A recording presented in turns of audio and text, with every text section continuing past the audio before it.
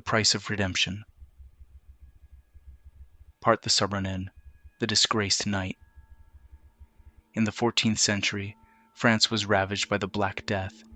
Villages lay in ruins, fields stood untended, and the dead outnumbered the living. Amid this chaos, Sir Roland de Valois, a disgraced knight, wandered the desolate landscape in search of redemption. Roland had once been a noble and respected knight, but a tragic mistake during battle had led to the massacre of innocents. Stripped of his titles and exiled, he now roamed the countryside, haunted by his past and seeking a way to atone for his sins.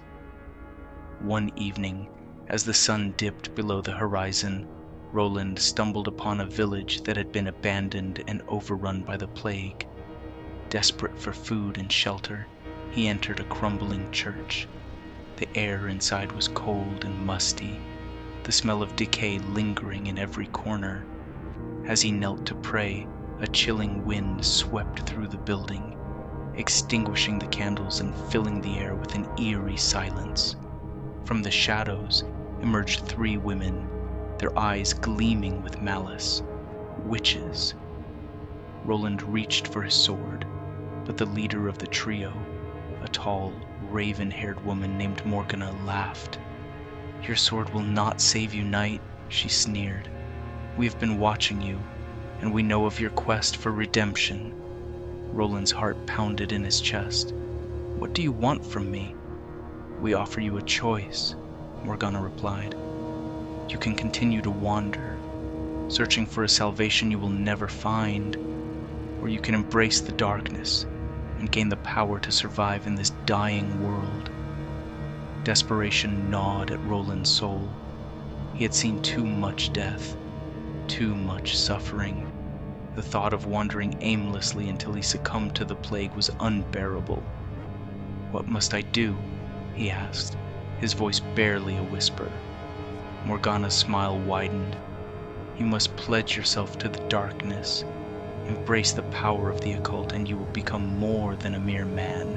You will become a force of vengeance, a demon who can exact justice on this cursed land."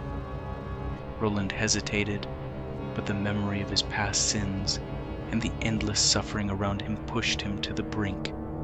"I accept." The witches formed a circle around Roland, chanting in an ancient, forbidden tongue. The air grew thick with a palpable darkness, and the ground beneath him seemed to pulse with malevolent energy. As the chanting reached a crescendo, Roland felt a searing pain in his chest. He screamed, but the sound was swallowed by the oppressive darkness. When the ritual ended, Roland collapsed to the ground, gasping for breath. He felt different, stronger, darker.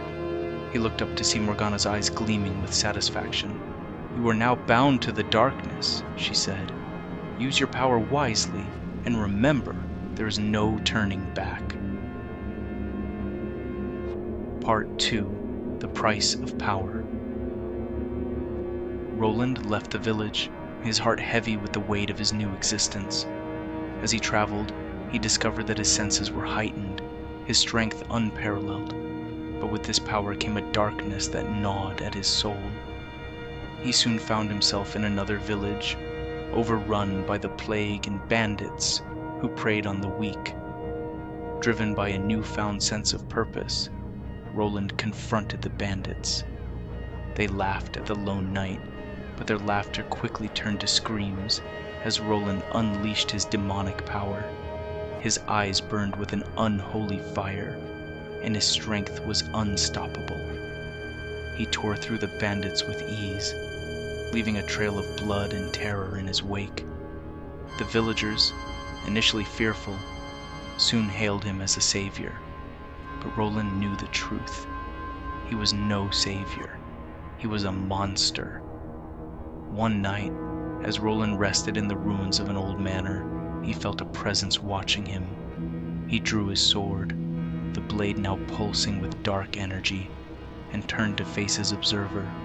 From the shadows emerged a figure draped in tattered robes, a hood obscuring their face. "You have embraced the darkness," the figure said. their voice a whisper that seemed to echo through the room. "Who are you?" Roland demanded.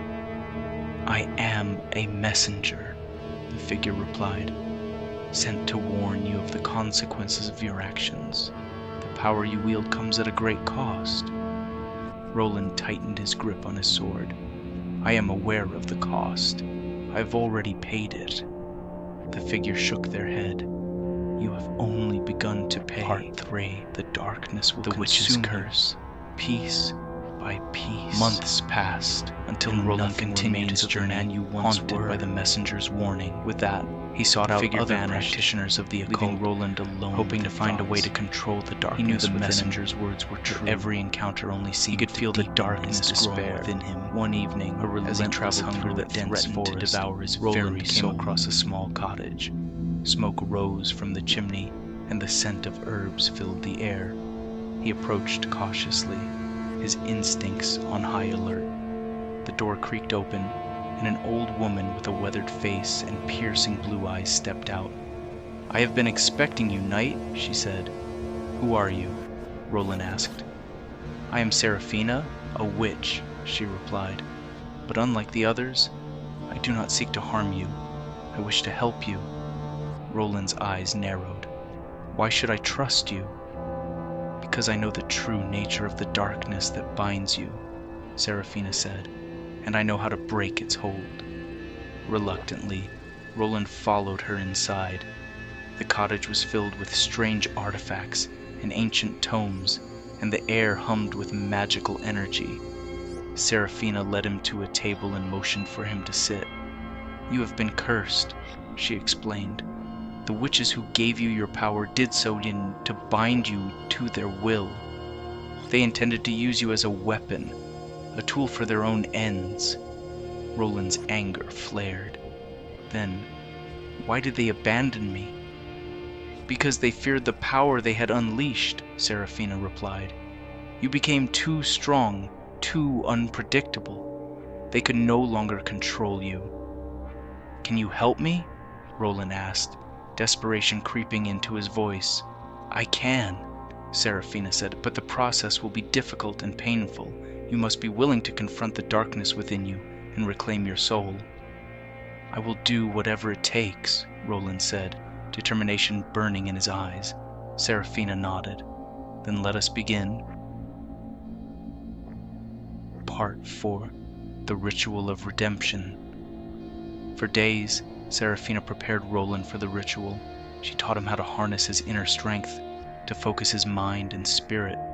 She brewed potions and crafted charms, all designed to aid him in his struggle against the darkness. Finally, the night of the ritual arrived. Seraphina led Roland to a clearing in the forest, where a circle of stones had been arranged. In the center of the circle was a fire, its flames dancing in the night air. "Sit," Seraphina instructed, "and drink this." She handed him a vial filled with a thick black liquid. Roland hesitated, then drank it down. The potion burned as it went down his throat, and he felt a surge of energy coursing through his veins. Seraphina began to chant, her voice rising and falling in a rhythmic cadence. The air around them crackled with power, and the ground beneath them seemed to tremble. Roland closed his eyes and focused on the sound of her voice, letting it guide him into a deep trance. As the ritual progressed, Roland felt the darkness within him stir.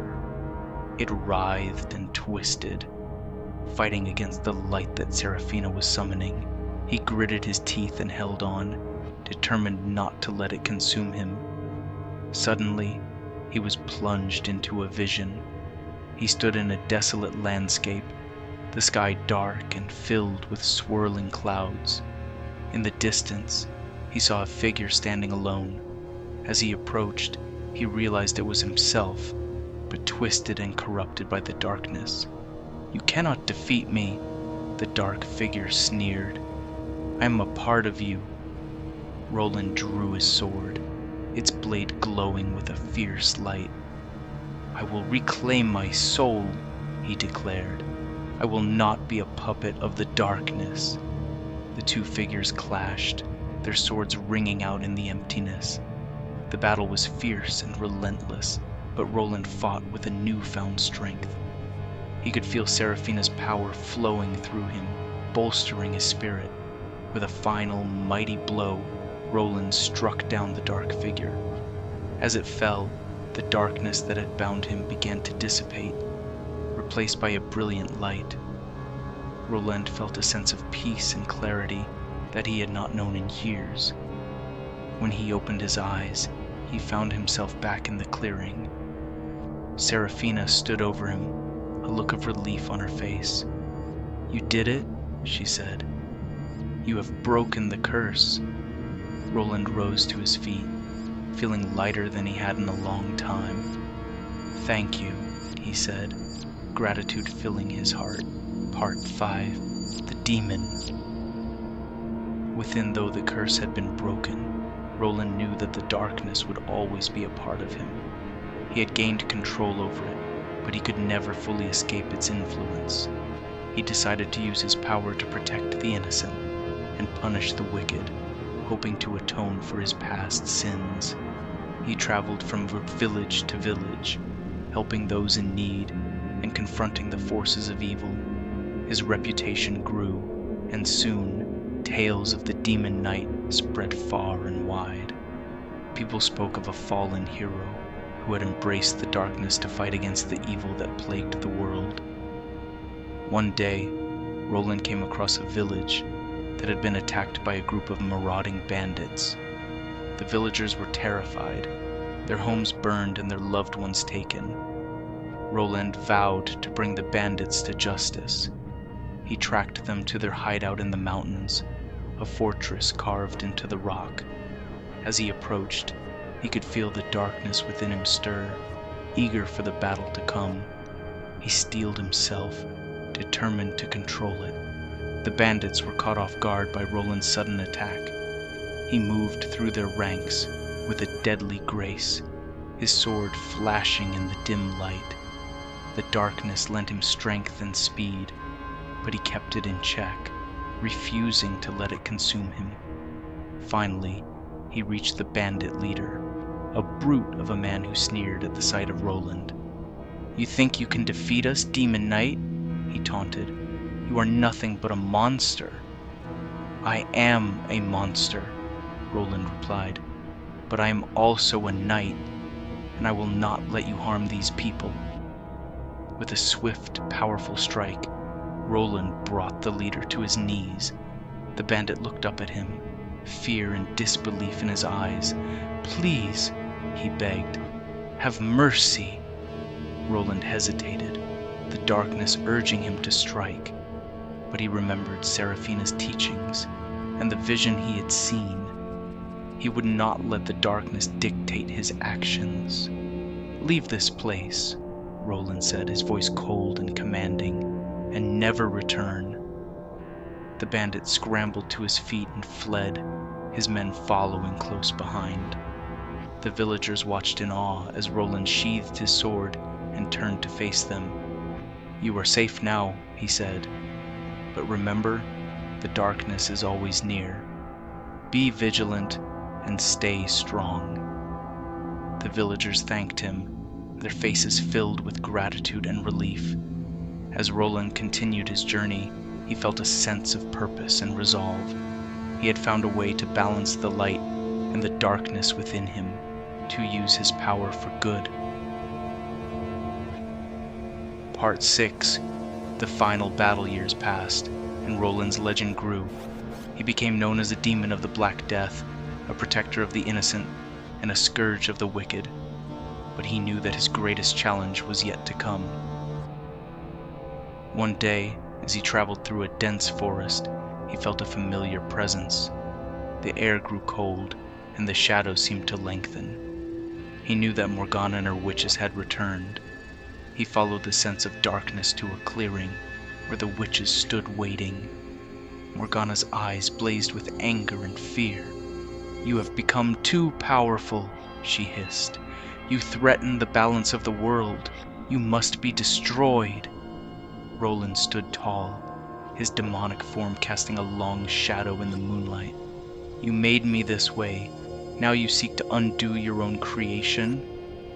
The witches began to chant, their voices rising in a discordant symphony. The air crackled with dark energy, and Roland felt a force pulling at his very soul. But he was no longer the desperate knight who had begged for power. He was a demon, and he would not be undone so easily. With a roar that shook the heavens, Roland unleashed his full power. The ground trembled, and the air filled with an otherworldly howl. The witches' chanting faltered, and one by one they fell to the ground, their lifeless bodies consumed by the darkness they had summoned. Morgana, the last to fall, looked up at Roland with a mix of hatred and fear. "You may have won this battle, demon, but your soul is forever cursed." As the last of the witches perished, Roland stood alone, the weight of his actions heavy on his shoulders. He had become a demon, a creature of darkness, but in doing so, he had found a twisted form of salvation. Epilogue: The Eternal Wanderer. Roland continued to wander the plague-ridden land, a solitary figure bound by darkness. He protected the weak and punished the wicked, but he could never escape the curse that had been placed upon him. Legends of the demon knight spread far and wide, tales of a fallen hero who had embraced the darkness to fight against the evil that plagued the world.